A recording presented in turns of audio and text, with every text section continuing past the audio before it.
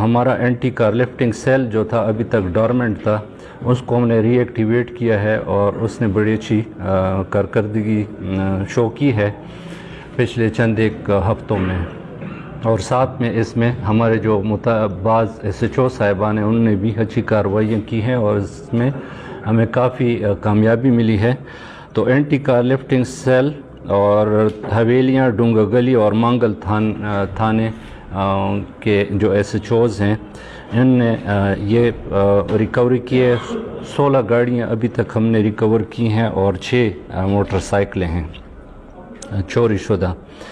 تو جو اینٹی کار lifting cell ہے ان نے 13 گاڑیاں ریکور کی ہیں، اور یہ گاڑیاں جو ہیں راولپنڈی، سیالکوٹ، کراچی، حیدرآباد، لاہور، ان جیسے شہروں سے وہ سرقہ ہیں اور وہ ہم نے ریکور کی ہیں، اور ان گاڑیوں میں 3 گاڑیاں آلریڈی اپنے مالکان کو حوالہ کی جا چکی ہیں، اور باقاعدہ 13 جو ہیں، جو باقی 13 ہیں وہ بھی بہت جلد اپنے مالکان کو ان کے اپنے اضلاع کے ذریعے سے حوالہ کر دی جائیں گی۔ اسی طرح حویلیہ تھانے کی پولیس نے موٹر سائیکل چوروں کا ایک گروپ پکڑا ہے، اور ان سے ابھی تک 5 موٹر سائیکلیں جو ہیں وہ ریکور ہو چکی ہیں۔ اس میں ملزمان میں 2 بھائی ہیں، ایک نور اللہ، ایک عبداللہ، اور ایک تیسرا بندہ فرید شاہ۔ یہ موٹر سائیکل چوری کر کے پھر ان کو پیسز میں کنورٹ کر کے وہ بیچتے بھی ہیں۔ تو ان سے 5 موٹر سائیکلیں جو ہیں ابھی تک ریکور ہو چکی ہیں۔ اسی طرح ڈونگا گلی پولیس نے جو ہے 3 گاڑیاں ریکور کی ہیں، اس میں 2 کیری ڈبے ہیں۔ ایبٹ آباد میں آپ کو پتہ ہے کہ زیادہ تر پبلک ٹرانسپورٹ میں کیری ڈبے چلتے ہیں۔ 2 کیری ڈبے ریکور کی، ایک مہران کار ہے۔ تو یہ بھی بہت جلد جو ہے اپنے مالکان کو حوالہ کر دی جائیں گی۔ ملزمان بھی کچھ گلگت سے اریسٹ ہوئے ہیں اور کچھ اور ہیں۔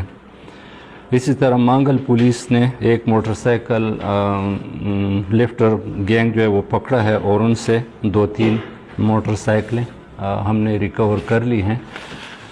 تو انشاءاللہ ہماری یہ جو اینٹی کار لفٹنگ ہماری ایکٹیویٹی ہے وہ جاری رہے گی، اور کیونکہ آپ کو پتہ ہے کہ یہ جو چوری کی گاڑیاں، موٹر سائیکلیں ہیں، مختلف قسم کے کرمنل ایکٹیویٹیز میں پھر استعمال ہوتی ہیں۔ جی بڑا امپورٹنٹ آپ کا کویسچن ہے ایبٹ آباد سے ریلیٹڈ، اور یہ جو انسیڈنٹ تھا یہ واقعی بہت انفارچونیٹ تھا، اور جس نے وہ ویڈیو دیکھی اس پہ افسوس کا اظہار کیا ہے۔ جہاں تک پولیس کے اس میں سوال ہے، تو پولیس گئی ہے اسپاٹ پہ۔ یہ جو اسپاٹ ہے آپ لوگوں کا اپنا علاقہ ہے، ان ایکسیسیبل ایریا ہے، بہت دور ایریا ہے۔ پولیس پہنچی ہے، لیکن اس سے پہلے وہاں پہ علاقے کے لوگ بھی موجود تھے۔ ان کی طرف سے بھی غفلت کا مظاہرہ کیا گیا ہے، اور لوگوں کے بجائے ہیں وہاں پہ ریزرویشنز ان کے جو بھی ہیں۔ پولیس کے حوالے سے ہم نے باقاعدہ کارروائی کی ہے۔ جو 3 افسران ہیں وہ معطل ہو چکے ہیں، اور ان کے خلاف شفاف انشاءاللہ انکوائری ہوگی، اور آپ کو ہم دکھائیں گے کہ انشاءاللہ جس کی کوئی وہ ثابت ہوتی ہے تو ہم ان کو باقاعدہ سزا دیں گے، اور جس افسر کو سزا ملتی ہے پھر اس کے پاس اپنے فورمز ہیں، وہاں پہ جا کے اپیل بھی کرتا ہوتا ہے۔ تو اگر پولیس میں کوئی بندہ ری انسٹیٹ بھی ہوتا ہے تو ایک میکینزم کے تھرو آتا ہے، جس میں ان کے پاس پھر سروسز ٹریبیونل کا بھی ایک فورم اویلیبل ہوتا ہے۔